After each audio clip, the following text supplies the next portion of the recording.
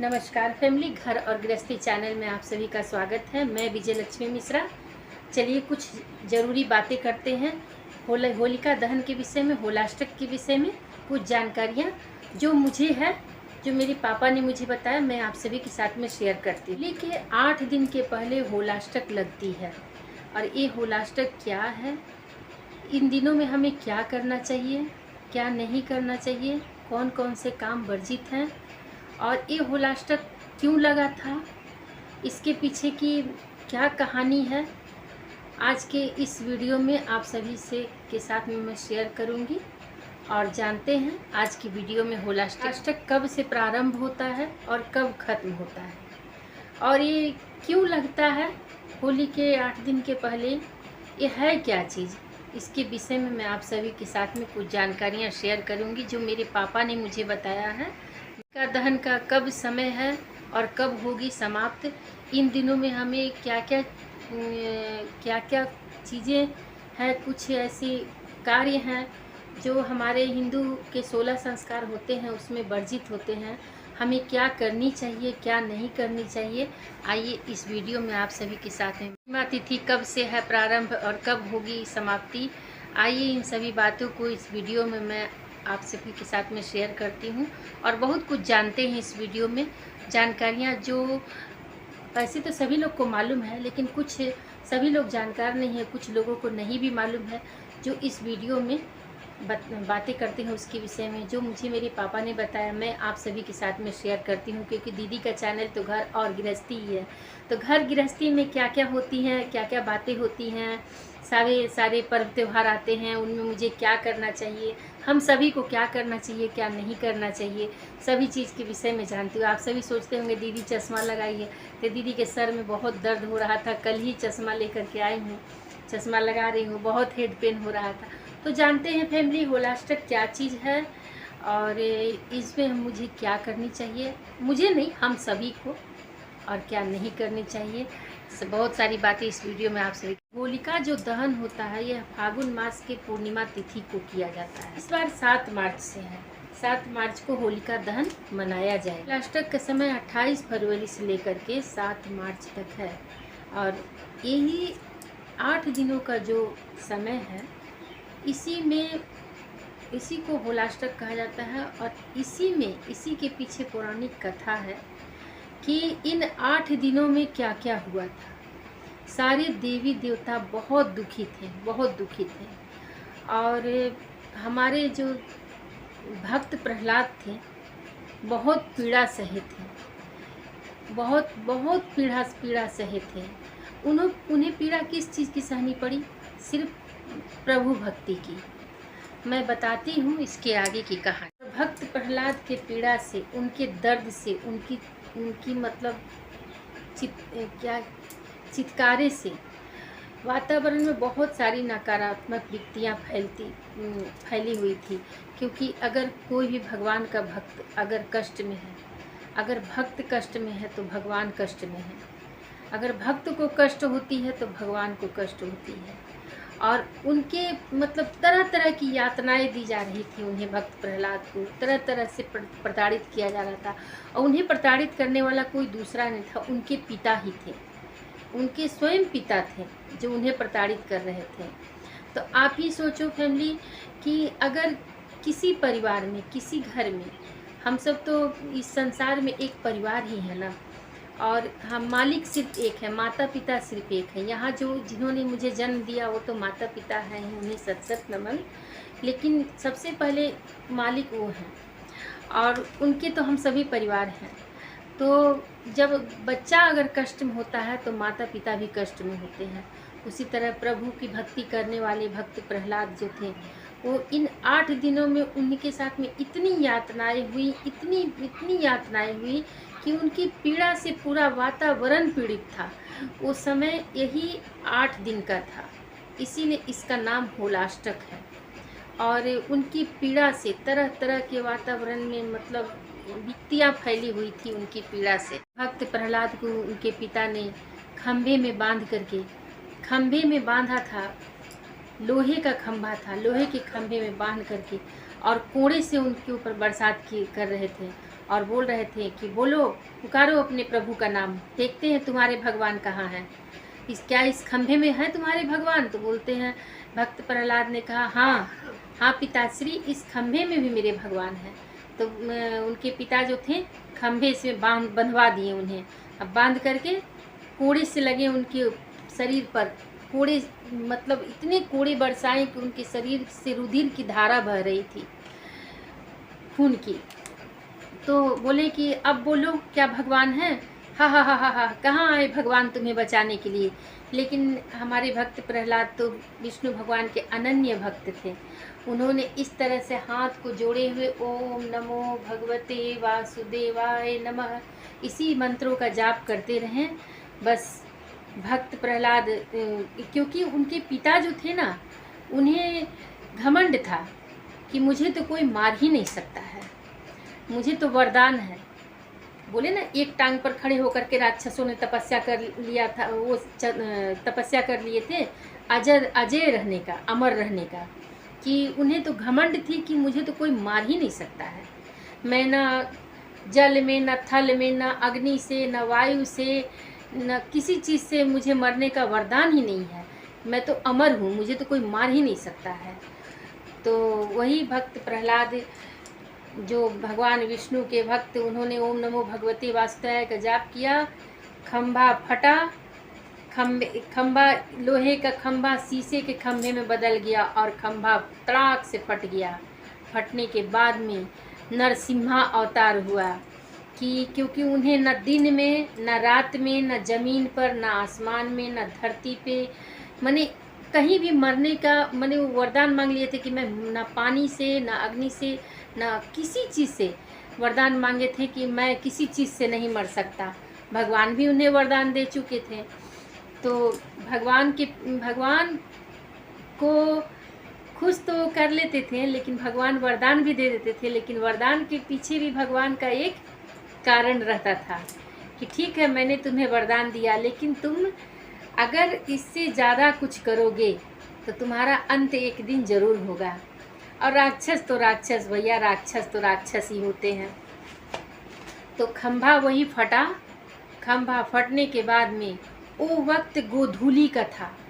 गोधूली इसीलिए न कहते हैं कि गोधूली के बेरा में, गोधूली के समय में भोजन नहीं करना चाहिए। गोधूली के समय में वो गोधूली का बेरा था, वक्त था, जो कि हाँ, ना नर से ना नारायण से उन्हें नहीं मरने का वरदान मिला था। तो आधा शरीर इंसान का, आधा शरीर सिंह का, शेर का, और आधा धड़ मनुष्य का। अब बड़े बड़े नाखून, और जो घर की जो चौखट होती है ना, दरवाजे, वो देखिए दरवाज़ा जो है ना, दरवाजे के नीचे, गोधूली का समय दरवाजे के नीचे, घर की चौखट के ऊपर, और अपनी जंघाओं पर रख करके, अपने जांघ पर रख करके, और अपने नख से इस तरह नख से फाड़ डालें भगवान नारायण, विष्णु भगवान, भक्त प्रहलाद के पिता को। क्योंकि उन्होंने इतना तकलीफ दिए प्रभु भक्ति करने से, कि यही इसी होलाष्टक का समय था, जो कि उनके भक्त प्रहलाद के चित्कार से, उनकी चीखे से सारा वातावरण दुखी हो गया था। एक एक पेड़ पौधा, पत्ता, जीव जंतु सभी रो रहे थे। खुद स्वयं नारायण रो रहे थे, सभी देवी देवता रो रहे थे। इसी होलाष्टक का समय था। इसीलिए 8 दिन का समय जो होता है, ये बहुत ही पीड़ामयी समय होता है, बहुत पीड़ामयी, क्योंकि इस समय स्वयं भगवान पीड़ित थे। तो इसीलिए कहा गया है कि हमारे हिंदू धर्म के जो 16 संस्कार होते हैं, वो 16 संस्कार वर्जित होते हैं। क्योंकि जब देवी देवता ही खुश नहीं होते हैं, तो वैसे समय हम कैसे कर सकते हैं अपना शादी विवाह, मुंडन, जनेऊ, अन्न प्रसंग, ये सब इत्यादि, ये सब बहुत सारी मतलब शुभ संस्कारें हैं, ये सब वर्जित हैं, ये सब नहीं किए जाते हैं 16 संस्कार इसमें। जैसे शादी जो होती है, जैसे हम विवाह कर रहे हैं, बेटा की, बेटी की, या किसी का भी शादी हो रहा है, तो जीवन भर का रिश्ता है ना, कोई एक दिन का नहीं है। तो आदमी देखिए, अब जिन्हें जानकारी नहीं है, तो वो तो भाई अब कुछ भी कर सकते हैं, लेकिन जानकारी हो जाने के बाद में उस चीज़ को नहीं करना चाहिए। जैसे विवाह जो है ज़िंदगी भर का संबंध होता है, पूरी ज़िंदगी का। जीवन साथी, एक लड़का एक लड़की मिलते हैं, जीवन साथी, जीवन भर संग रहने का जो मंत्रों द्वारा कस्में खाई जाती हैं, तो वैसे में वर्जित होता है। जैसे कि मुंडन है तो मुंडन जो पेट का जो बाल होता है वो जीवन में एक ही बार होता है। ऐसे तो कट जाने के बाद में तो ये सब बाल तो उग ही जाएंगे, लेकिन पेट का जो बाल होता है वो एक ही बार होता है। वो एक बार उतर जाता है तो वो बाल फिर दोबारा नहीं आता है। तो मुंडन हुआ, शादी विवाह हुआ, या बच्चे का अन्न प्रसंग होता है, 6 महीना में एक बार जब बच्चा पहला अनाज खाता है, अन्न प्रसंग किया जाता है, तो वो भी वर्जित है।